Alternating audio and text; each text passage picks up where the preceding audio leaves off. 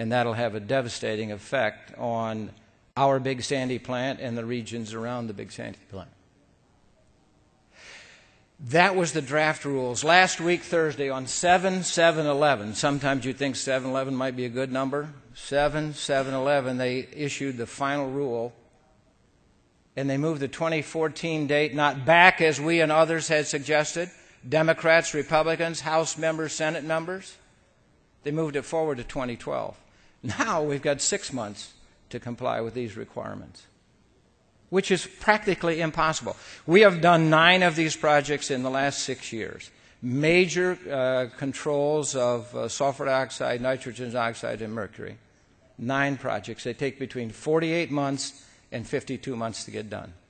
We, American Electric Power. We had 8,500 workers on our properties over the last 4 or 5 years doing that work. 35 million person hours worked. We know what it takes to get these things done. They suggest we can do them in 36 months. The rest of the industry has done about 60 of these projects across the United States, and they take about 50 to 60 months on average for all of us. They cost $1 billion. They don't cost pennies. It's a technology that's out there. It can be done. The real issue is, can you do it in an orderly fashion such that you can get it done, so that you can go through the regulatory process, so that you can handle the potential effect of adding $1 billion to a power plant that's going to clean up its overall environmental performance by a very, very small piece. And the question is, are you going about this in the right way, or are you actually heading headlong into a real problem? So think about the effects of the Big Sandy station and the effects that might happen if that plant shuts down. Jobs are lost. Good jobs. High-paying jobs with reasonable, I would argue, reasonable benefits. Sometimes my union members don't believe that to be the case. I understand that. But I would argue that they're pretty reasonable benefits. And those communities lose the property tax base that typically funds their school system, because a shutdown plant doesn't pay anywhere near the property taxes that an operating plant did. And that's going all over the entire United States. If, in fact, you see 60 to 80,000 megawatts of power production really shut down. And something that you heard our keynote speaker this morning say is that coal is ubiquitous. It really is where most of us live. However, most of those plants are built very near water resources, so frequently they're someplace in a depressed part of the state. I mean, when you think of Appalachia, it's one of the most coal-centric power production sectors of the United States for obvious reasons.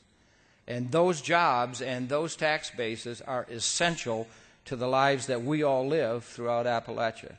Now, that's fine for you if you live in California. I'm sure it's fine for you if you live in New York City. But that's not fine for us, not here in the Middle West, where manufacturing jobs created a middle class that created this country. You know, they talk about the flyover states, those folks on the coast. God bless them. I'm glad they live there. Because in the middle of the country, we're people who care about how America is going to continue to grow. We don't want to do it with smoke and mirrors. We want to do it with practical reality. And those are important steps for us to take. So what does this mean for a commonwealth like Kentucky? What it means at the end of the day, because you saw what Pennsylvania PP&L Energy, that now owns the other 2 larger Kentucky utilities, and you've seen what Duke, Kentucky did. The fact of the matter is, many of us will go through these decisions and shut the plants down rather than spend the billions of dollars that need to be done. Kentucky will become a net energy importer. Not bad if, in fact, the marketplace has excess supply to send Kentuckians. Today, this very day in the United States, in the Middle West, every single power plant that can run is running. The cost of electricity on the spot market today will be a multiple of what it was 2 weeks ago. Supply, demand. I took no business courses other than one. The only business model I've ever understood is if you have one widget and 10,000 buyers, you're in pretty good shape. If you have 10,000 widgets and one buyer, you're in pretty bad shape. And that's the fact of the matter. So when you think about economic development, you think about all the things that you do at the Kentucky Chamber, you think about all the things that you and your businesses stand for, you'll say, in fact, I just heard yesterday, Audi is thinking about building a new car manufacturing facility in the United States. I know 50 governors. I know 11 of them pretty well. I know your governor reasonably well. I know he's a very aggressive individual. I'm sure he's thinking, why don't we get that Audi plant right here in Kentucky? If I'm running the plant decision at Audi, one of the things I'm going to ask you is, so what's the labor force look like? Pretty good. How do the benefits and the strategies of the state like Kentucky look? Pretty good. How about workers' comp and all those things? We've done a lot. We've made that very friendly. Well, how about energy supply? Yeah, we get that from Tennessee. I think I'll go to Tennessee. You understand the point I'm trying to make? If we are a net importer of electricity here in the Commonwealth, we're going to face some economic development challenges that will not be easy to overcome. Because that is one of the major issues that big energy users look at. Of course, then they want to know if it's free. And you already heard my story on that. At least I'm happy a couple of you chuckled on that one. The fact of the matter is those are really the challenges that we face. So when you think about Kentucky and you think about this incredible resource base that we have here, and you think about it in a larger U.S. sense, and you think about the incredible resource base that we have, you wonder what it is that they don't get in Washington. What is it that they don't understand about what needs to be done and what can be done? And why not allow for this to happen on a timeline that makes sense so that we can digest it? So think about, again, our company, 8,500 craft persons on our property for 2 years doing a number of things. Multiply that by the other 10 or 15 large coal-centric utilities in the United States, and you're going to have thousands of people. So if your teenage son or daughter doesn't have something that's burning in their heart to do tomorrow, get them off to the welding class, because welders will go for a couple of $100 an hour. Be better than being a New York lawyer, I guess. The fact of the matter is the impact of all of that happening in such a short period of time will have a huge supply-demand effect on human skills, on equipment skills, on the overall project management skills that are required to do it in a cost-effective way rather than in a haphazard way. Seems like a small question and an easy question to be answered. We got our answer yesterday or last week. Instead of moving this back to 2016 and 2018 and at the end of 2020 having the same environmental benefits that would come from retrofitting and doing these things, they moved it to 2012. Got the message. What are we going to do about it? Well, I'll tell you one thing. We are blessed in the Commonwealth to have Ed Whitfield as subcommittee chair in the Commerce and Energy Committee of a committee that is specifically addressing these issues. Today, in fact, even as you and I are here, Congressman Whitfield, who I had a chance to chat with a bit yesterday while I was in Washington, is having a markup on this very bill, which is called, not obviously, but by our industry, although my colleagues in the railroad business hate it, we call it the train wreck, because all of these pieces of regulation coming sequentially are going to have this massive impact on the overall ability to supply electricity on a nationwide basis. What I think Congressman Whitfield will talk about today is delaying the beginning date, which is a good thing. But I hope he also couples that with extending the compliance date on the other end of the equation, because this is a technology engineering challenge that companies like mine and others like us are able, willing, and capable of doing, but the timeline has to be right. You can't do in 48 or 50 months what they're telling us we need to now do in 6 to 12 months. You just can't get it done. So I hope that that's the approach that we take. Unfortunately, the House of Representatives is an interesting body of 435 independent thinkers, but it has almost zero power if the folks on the other side of the bicameral Congress don't take it up. Thank the Lord again for Senator Mitch McConnell and his position as minority leader. He understands it, and he surely is going to push forward for whatever comes out of the House to be it taken up. Because there are 25 coal-centric states in the United States, that means there are 50 men and women who have been elected to the United States Senate who are interested in making sure coal plays a very important role in the overall equation. And that means that a lot of them are Democrats. My good friend Joe Manchin, governor of West Virginia, now senator from West Virginia, has taken to the leader, Harry Reid, some compromising issues and was told straight away, if that's something Republicans like, we're not going to do it. So you mean, Leader Reid, even if I have a couple of Democratic senators who are very powerful senators, except not just me, the rookie, we're not interested in it. And Harry Reid will not take this up. Harry Reid absolutely will not take this up, and I'm sure that even if it came up, the president would not be in favor of it, although the president just yesterday issued another executive order that said, let's take a look at unnecessary regulations. The NRC, Nuclear Regulatory Commission, the Federal Energy Regulatory Commission, and the EPA now all have an executive order power to not do things that they think are things that don't need to be done. Yet I don't think that that's going to have much of an effect on this undertaking that we're doing today. So we continue to argue that there is a better way to go about it. In fact, we met yesterday with the Department of Energy, the electricity group inside of the Department of Energy, who are responsible for making sure there's adequate supply for all the demand that you and I and this entire U.S. economy put on the overall fleet day in, day out, and to make sure that the energy flows to the markets without tremendous dislocation of both supply and impact of price from that. And I was heartened to hear, yet disappointed to hear at the 23rd and a half hour that DOE said, we need to get some real data from somebody because this is a real reliability issue. We're going to have pockets of places in the United States where there isn't going to be adequate electric supply. Isn't there going to be? And we said, yes, there is. It's nice that you finally are focusing in on that. Maybe a little late, but nonetheless, it's nice that you're focusing in on that. So we continue to argue for the whole notion of we can do these things, we can get them done in an orderly fashion, but we have to have more time to get them done. The NGOs and others are arguing that we're trying, we American Electric Power in particular, we the industry are trying to gut the Clean Air Act. Nothing could be further from the truth. I've already said we've implemented a great deal of investment in our power plants, which yields benefit to our shareholders because we're a return on equity capital invested in our business. So this has nothing to do with trying to undo the Clean Air Act. It has everything to do with trying to get done what needs to get done on a timeline that doesn't cause us to fall over each other in the process of doing it. So the effects in this Commonwealth are serious. The impacts in this Commonwealth are serious. Even if we go forward and retrofit all of the plants to make certain that we still are a net capacity, long energy, long state where on occasion we can export energy to our neighboring states, it will be done so at an increased cost. I know customers of ours at Kentucky Power feel very shocked by some of the rate changes over the last almost decade. The cost of electricity has gone up by 50%.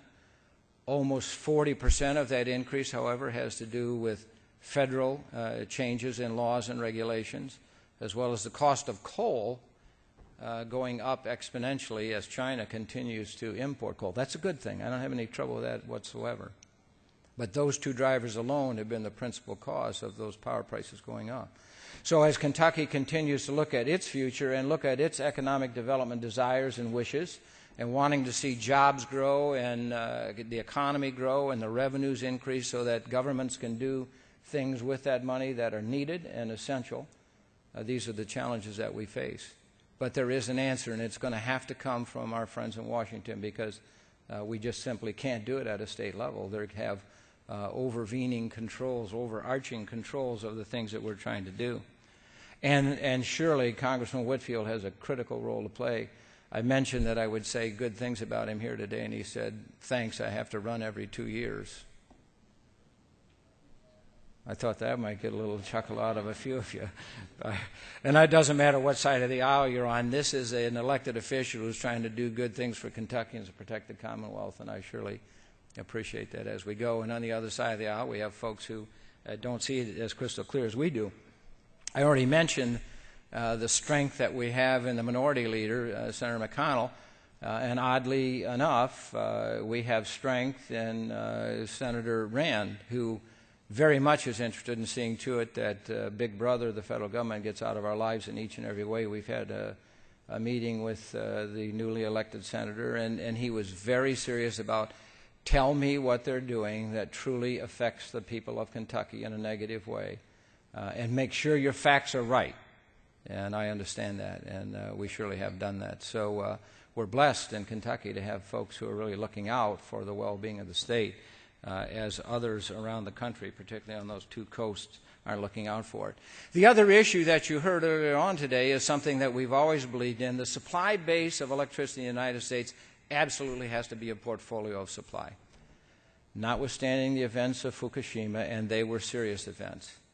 Understand that the earthquake had almost no effect on the nuclear power installations there. Although 6 facilities at a single site probably isn't the wisest thing to do, that's what they chose to do. It was the tsunami that came in with a wall of water of about 50 feet tall that took away their augmented supply called diesel generator backup supply. And once a nuclear power plant doesn't have energy supply to it, it is incapable of running the cooling devices that keep the nuclear reaction in check, and we all know from daily reports what the effect of that was. But America cannot run from nuclear power. Today it's 20-odd% of the overall supply. Tomorrow it will grow. It'll have to be 20-25% of the supply, particularly if we're going to get serious about approaching the issue of global warming, an issue that India, China, Brazil, and the rest of the world has no intent to do. No intent to do. They may move toward an intensity emission level because they say, and rightfully so, you all developed your economies and you had a negative effect on this global warming footprint, and now you don't want us to. We'll commit to an intensity, meaning less carbon emissions for every GDP growth that we experience. I think an intensity goal, a deal with about 5 or 7 countries around the world, including the European Union, would be a very workable carbon approach that would be meaningful. The current United Nations approach to it is almost as illogical as anything you can imagine. Hundreds of countries trying to come to agreement on how we're going to handle this, most of them wanting $100 billion a year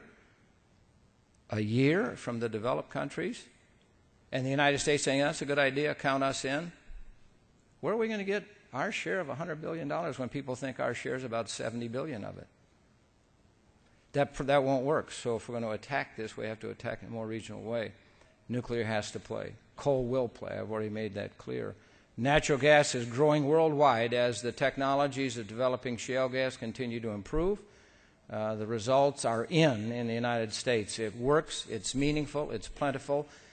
In fact, the supply base today is a factor of 10 larger than it was. So we used to have a couple of 100 trillion feet. We now have 2,000 trillion feet.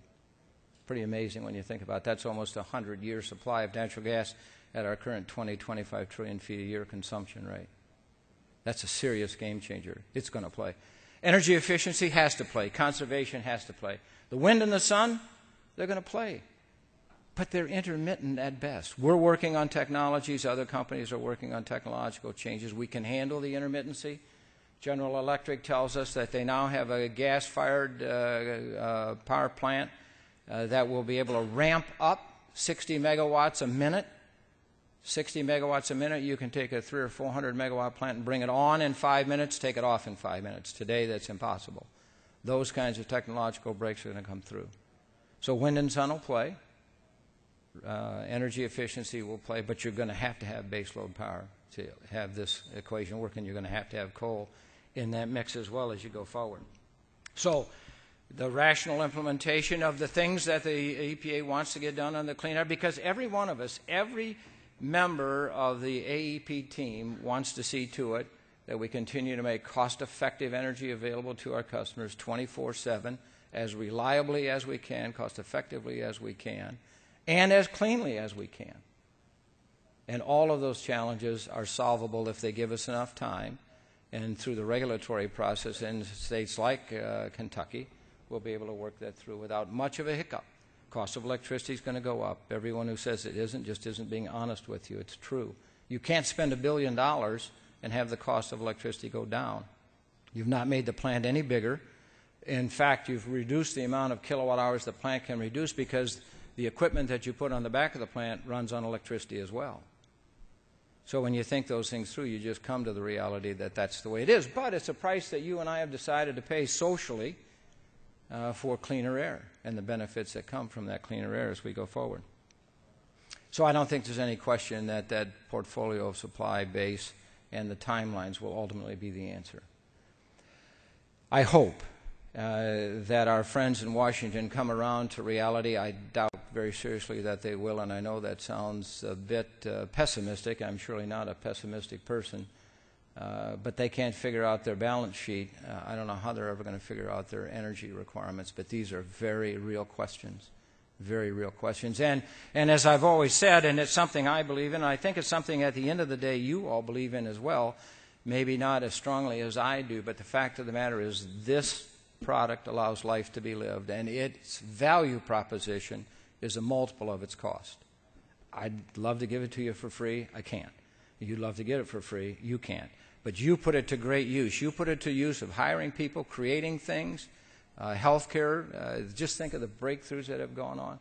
Those of you who preach on Sunday, do it because you can. You can stand in front of your congregation. I mean, it really allows life to be lived. And it has allowed America to grow to be the dominant player. In our healthy days, a 15 trillion economy, China now moving to 5 trillion. This is an amazing place, and a lot of it has to do with the very cost-effective energy that we've been able to grow this economy with, and the uniqueness and the creativity that our freedoms give us. I appreciate the opportunity to be here again and share with you some thoughts about what's on the front from our friends in Washington and the potential negative effects that it may have on the Commonwealth of Kentucky. Thank you very much.